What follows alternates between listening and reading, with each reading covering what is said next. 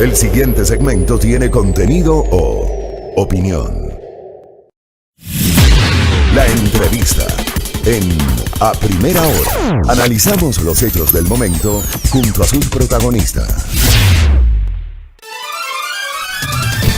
7:49, seguimos. El jurista Juan Pablo Albán Alencastro está con nosotros. Le hemos invitado porque patrocina la defensa del alcalde metropolitano Jorge Yunda. Hola doctor, ¿cómo le va? Bienvenido, buenos días. Buenos días, Fabricio, buenos días también a los oyentes y seguidores en redes de Radio Majestad. Gracias, doctor. A ver, hay algo que no me cuadra y que lo comenté en la parte de opinión, en la primera parte de este espacio de noticias. Ayer el alcalde, a través suyo, le pidió al presidente de la Corte Provincial de Justicia de Pichincha que le fije fecha y hora para la colocación del grillete electrónico.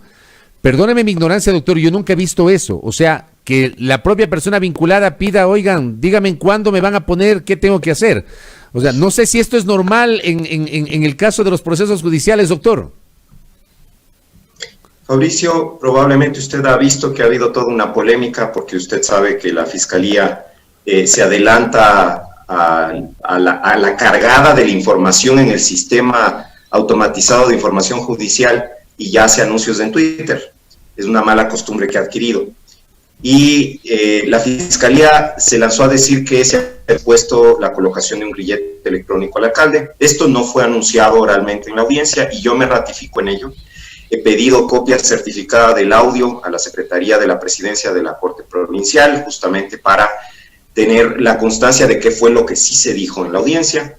Tenemos conocimiento que con posterioridad a que nos retiramos de la sala, había a continuación otra audiencia en relación con el mismo proceso, solicitada por otro de los acusados que está vinculado desde noviembre del año anterior, para que le revisen las medidas cautelares. Nosotros ya no teníamos que estar en esa audiencia, nos retiramos, y en ese momento es cuando el señor fiscal provincial le ha dicho al presidente de la Corte cuándo van a estar listos los oficios para el grillete, a lo cual el presidente de la Corte ha contestado, yo no dispuse tal cosa.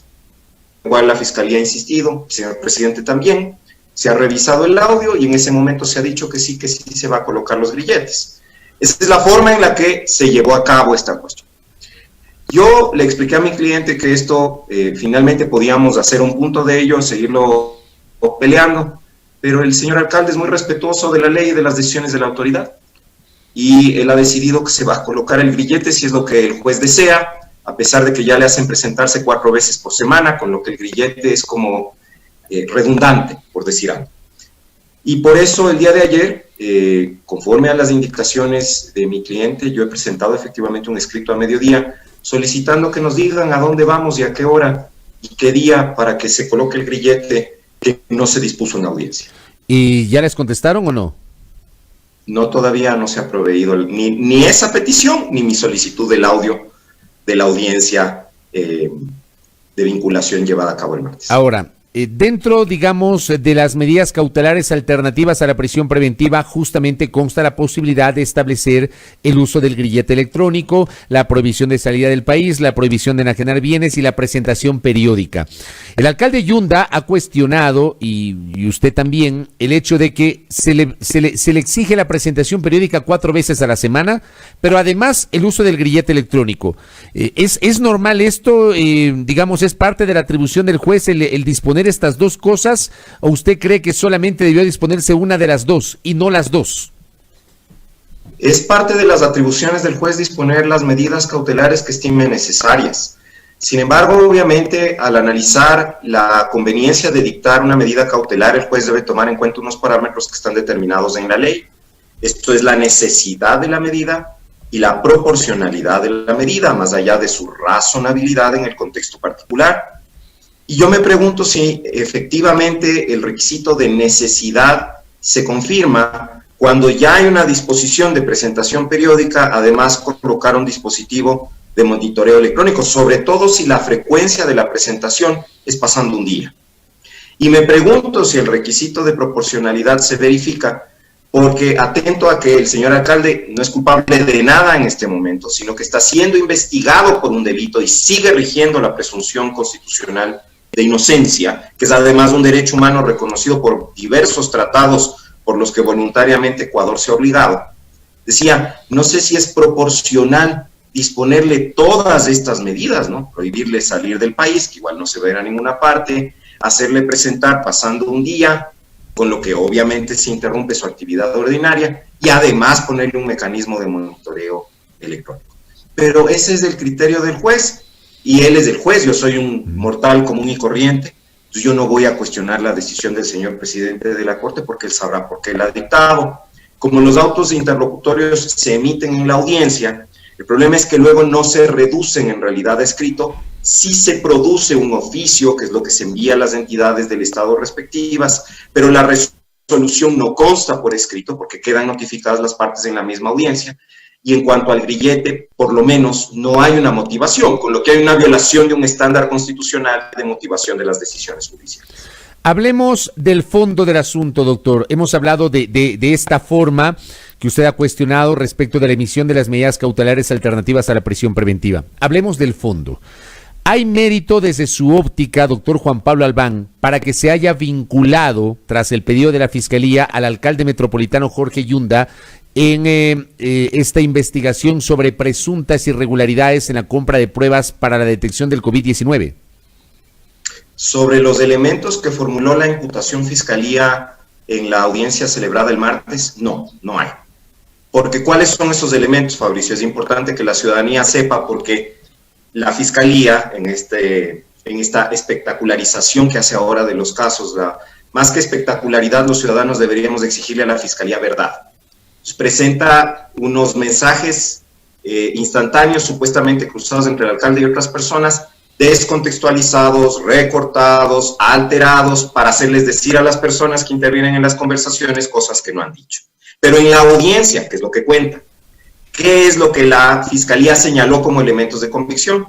Sugirió que había una suerte de premeditación para la comisión de un peculado a partir de la resolución 0020 del 2020 que declaró la emergencia en el Distrito Metropolitano de Quito por la situación pandémica. Y a nivel nacional se declaró la emergencia. Y en otras circunscripciones de gobiernos autónomos descentralizados se declaró emergencia. Y ahí no hay investigación penal ni señalamiento de peculado. Eso obviamente no es constitutivo de peculado. Segundo elemento que presentó la Fiscalía, o que señaló como elemento para vincularle al alcalde, para acusarle al alcalde, que se delegó las responsabilidades de las fases precontractuales, contractuales y de ejecución de la adquisición de insumos médicos, mucho tiempo antes de la pandemia, no durante la pandemia o con ocasión de la pandemia, sino antes, a la Secretaría de Salud del Distrito Metropolitano de Quito, como se hace en todas las entidades públicas. Porque sobre todo si son procesos de contratación pública con elementos altamente técnicos, en este caso insumos médicos, se requiere personal técnico calificado que haga la evaluación de la mejor propuesta, que determine las condiciones que deben cumplirse, etcétera, etcétera. Es como que se le pidiera a la señora Fiscal General del Estado, Diana Salazar Méndez, que firme todos los contratos de la Fiscalía ella misma. Obviamente no lo hace, porque la delegación está permitida por el derecho administrativo y se hace en todos los estamentos estatales, no en el Ecuador, sino en todo el mundo. Tercer elemento, que este es tal vez el que genera mucho morbo. La Fiscalía dice hay unos chats. Quiero dejar claro a la ciudadanía que en la audiencia no leyó media línea de un chat. No refirió qué chats, no refirió cuál era su relevancia. Ustedes no tienen, indicó cuál es su origen. Ustedes no tienen certezas de la existencia de esos chats. O sea, le reformulo la pregunta. ¿Existen esos chats? ¿Ustedes saben que existen esos chats? Existen unos chats, mi estimado Fabricio, en los cuerpos desde el 249 en adelante de un expediente de investigación que tiene más de 25,000 folios. Existen efectivamente materializaciones, como se les llama, es decir, impresiones de los chats y transcripciones de mensajes de voz de estos chats entre distintas personas. También hay chats del señor alcalde. Yo he revisado esta información cuando finalmente la Fiscalía, el día de anteayer, me permitió, parada al lado mío, la doctora Ruda Moroso, la fiscal que estuvo a cargo de la investigación, luego de muy mala gana decir que iban a bajar el expediente de la Fiscalía Provincial y no me querían permitir ver, después de hacerme firmar una serie de registros, porque esa presunción de culpabilidad se extiende a los abogados de las personas acusadas. Luego de todo eso me han permitido mirar por alrededor de 30 minutos los chats y no he encontrado absolutamente nada impropio, nada comprometedor en los chats que tuvo el alcalde con diversos funcionarios. Sin embargo, en la audiencia, este es el tercer elemento, hay unos chats. ¿Qué dicen los chats? ¿Quién sabe, no? Porque eso no lo explicó el señor fiscal. El señor fiscal se dedicó a leer 15 páginas, nunca hizo un argumento oral en realidad, y satanizó los chats sin decir qué contenían. Pero supuestamente lo que contendrían es intercambios alrededor del conocimiento del señor alcalde y dos funcionarias de la Secretaría de Salud sobre la ineficacia de las pruebas adquiridas por el municipio. Y ahí es importante mencionar, Fabricio, para que la ciudadanía conozca, que hubo varias verificaciones técnicas sobre la calidad o eficacia de las pruebas. Dos fueron elaboradas por la UDLA. La UDLA produjo dos resultados distintos. En el uno dice que la sensibilidad es del 94% o más. En el otro dice que la sensibilidad es del 70% o menos. Hay otras dos verificaciones técnicas. Una de la Autoridad Nacional Certificadora de Corea, porque las pruebas son coreanas, que dice que la efectividad es del 95 al 100%. Pero digamos que eso es parcializado porque las pruebas son coreanas y la certificación puede ser parcial. Hay otro estudio de una autoridad certificadora alemana que también da cuenta de que la efectividad de las pruebas es del 95 al 100%. En todo caso, la discusión se centra en si se sabía o no se sabía que las pruebas eran ineficaces, y la gran pregunta es si en realidad fueran ineficaces, ¿por qué la Policía Nacional sigue usando para testear su personal esas mismas pruebas? ¿Por qué en el hospital más grande de la red de salud pública del Ecuador, que es el Hospital IESUR en la ciudad de Quito, se utiliza esas pruebas hoy se usa esas pruebas? ¿Por qué? Si son tan malas pruebas. Ese es el tercer elemento que tiene la Fiscalía. Y el cuarto elemento que tiene la Fiscalía es que no se dio por terminado unilateralmente el contrato cuando se supo de esta deficiencia de las pruebas. En la ejecución del contrato sí hubo algunos problemas en términos de fechas, lugares de entrega. Eso motivó que efectivamente se forzara una terminación contractual, que tuvo que ser bilateral, porque está en vigencia la Ley de Apoyo Humanitario. Y hay una disposición transitoria en la Ley de Apoyo Humanitario, si no me equivoco es la 19, que determina que cuando hay pagos pendientes al proveedor, no se puede dar por terminado unilateralmente el contrato mientras esté vigente la ley. Entonces, ¿qué se hizo? Una terminación bilateral. Una terminación bilateral que ha implicado no solamente esas multas impuestas a la compañía proveedora, sino que la compañía proveedora tuvo que entregar 50.000 pruebas más, aparte de las 100.000 contratadas, para garantizar que las fechas de caducidad fueran apropiadas. Y además, todavía el municipio no le paga a la empresa proveedora.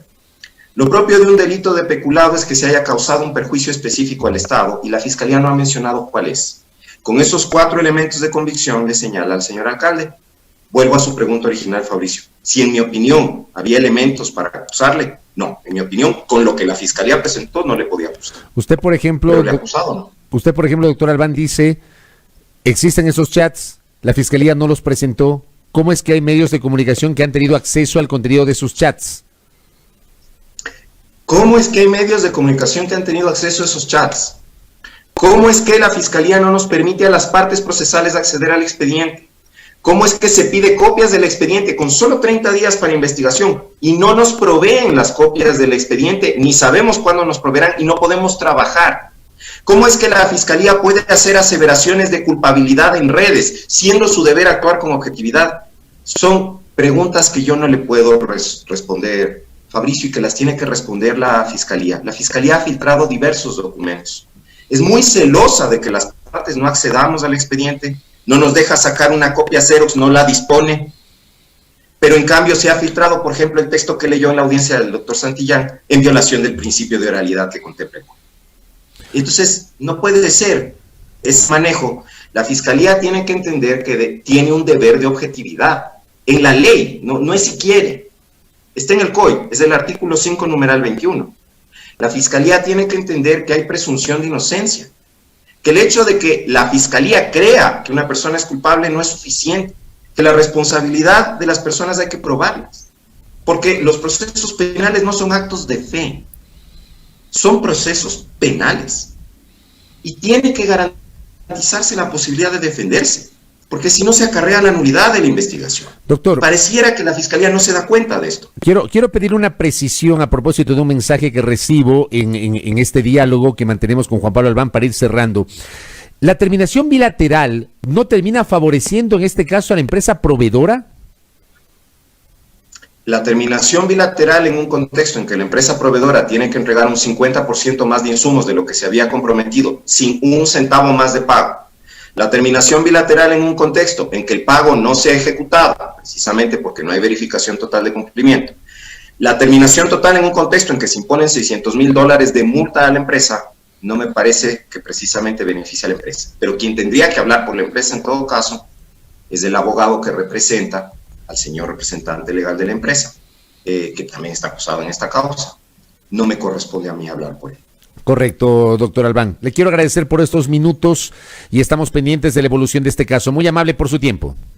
A usted, Fabricio. Gracias. Buenos días. Gracias. El jurista Juan Pablo Albán, aquí en A Primera Hora, dialogando sobre la vinculación del alcalde metropolitano de Quito en esta investigación judicial respecto de supuestas irregularidades en la adquisición de pruebas de COVID del año anterior por parte de la Secretaría de Salud. La visión del abogado defensor del alcalde metropolitano de Quito.